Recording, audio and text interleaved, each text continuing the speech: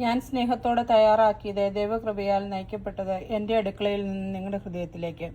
നമുക്ക് പെട്ടെന്നൊരു റെസ്റ്റോറൻറ്റ് സ്റ്റൈലിലുള്ള കുക്കറിൽ എങ്ങനെയാണ് മുട്ടക്കറി ഉണ്ടാക്കുന്നത് നോക്കാം. വളരെ ടേസ്റ്റ് ആയിട്ടുള്ളതാണ്, പെട്ടെന്ന് ഉണ്ടാക്കാൻ പറ്റുന്ന ഒരു മുട്ടക്കറിയാണ്. അതുപോലെ തന്നെ അതിന് വേണ്ടിയിട്ട് നമുക്ക് ഒരു ഉപ്പുമാവും കൂടി ഉണ്ടാക്കാം. രണ്ടും നമുക്ക് പെട്ടെന്ന് ഉണ്ടാക്കിയെടുക്കാം, അധികം സമയമൊന്നും വേണ്ടി വരില്ല.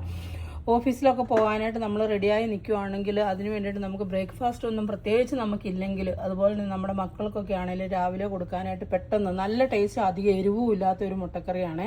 അതുപോലെ തന്നെ ഉപ്പുമാവും നല്ല ടേസ്റ്റാണ്. പെട്ടെന്ന് നോക്കാം എങ്ങനെയാണ് ഉണ്ടാക്കുന്നതെന്ന്. 5 മുട്ട റോസ്റ്റ് ചെയ്യുന്നതിനാണ്. നമുക്ക് ഈ മുട്ട വേറെ ഒന്ന് പുഴുങ്ങിയെടുക്കാം ഒരു പാത്രത്തിൽ. നമുക്ക് അതിനുള്ള മസാല എങ്ങനെയാണ് തയ്യാറാക്കുന്നതെന്ന് നോക്കാം. നമ്മൾ ഈ മുട്ട പെട്ടെന്ന് റോസ്റ്റ് ചെയ്യുന്നത് കുക്കറിലാണ്. കുക്കറിൽ ഞാനൊരു 2 വലിയ സവോള അരിഞ്ഞിട്ടിട്ടുണ്ട്.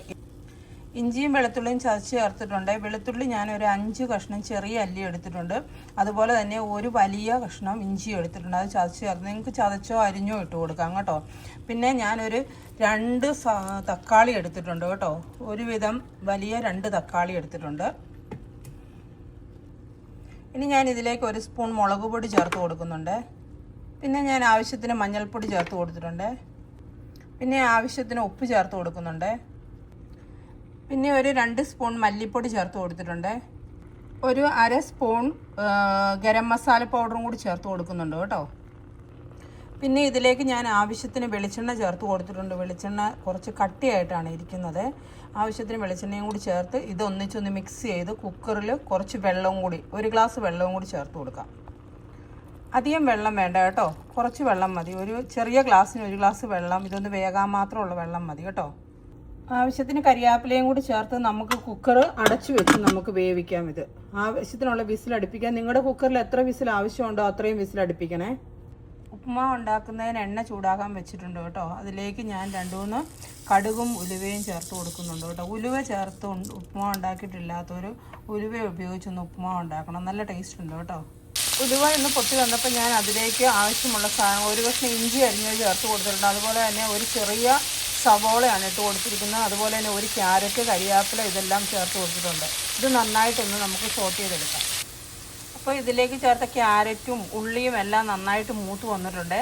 നമുക്കിനി റവ വറുത്തതാണെങ്കിൽ ഇതിലേക്ക് ഡയറക്റ്റ് നമുക്ക് വെള്ളം ഒഴിച്ച് തിളപ്പിച്ചിട്ട് ചേർത്ത് കൊടുക്കാം. അതല്ലെങ്കിൽ റവ ഇതിലേക്ക് തന്നെ ഇട്ടിട്ട് വറുത്തെടുക്കാം കേട്ടോ.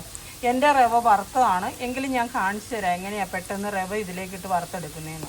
ഇതുകൊണ്ട് എൻ്റെ റോസ്റ്റഡ് റവയാണ് എങ്കിലും ഞാൻ ഇതിലേക്ക് തന്നെ റവ ചേർത്ത് കൊടുത്തിട്ടുണ്ട് കേട്ടോ. അതുകൊണ്ട് ഇതിലേക്ക് റവ ചേർത്ത് കൊടുത്ത് ഒന്ന് ചിക്കി എടുത്താൽ മതി. അപ്പോഴേക്കും നമുക്കത് റവ നന്നായിട്ട് ഫ്രൈ ആയി വന്നോളും കേട്ടോ. ഇതിപ്പോൾ ഞാൻ ചെറുതായിട്ടൊന്ന് ചൂടാക്കാൻ വേണ്ടിയിട്ട് ഒന്നുകൂടി ഒന്ന് ഇട്ടെന്ന് മാത്രമേ ഉള്ളൂ. പിന്നെ നിങ്ങളെ എങ്ങനെയാണ് ഇതിലിട്ട് വറുക്കുന്നതെന്ന് കാണിച്ചു തരാൻ വേണ്ടിയിട്ടാണ്. ഇതിൽ തന്നെ ഇത് റവ ഫ്രൈ ആയിട്ട് വന്നോളും കേട്ടോ. നമ്മുടെ മുട്ടയെല്ലാം ഞാൻ പുഴുങ്ങി റെഡിയാക്കി വെച്ചിട്ടുണ്ട്. ഇനി നമ്മുടെ മസാല റെഡിയായോ എന്ന് നോക്കാം. നമ്മൾ എടുത്തിരിക്കുന്നത് 1 കപ്പ് റവയാണ്. 1 കപ്പ് റവയ്ക്ക് 2 കപ്പ് വെള്ളം എന്ന രീതിയിൽ ഒഴിച്ചു കൊടുക്കുക ഇതിലേക്ക് കേട്ടോ.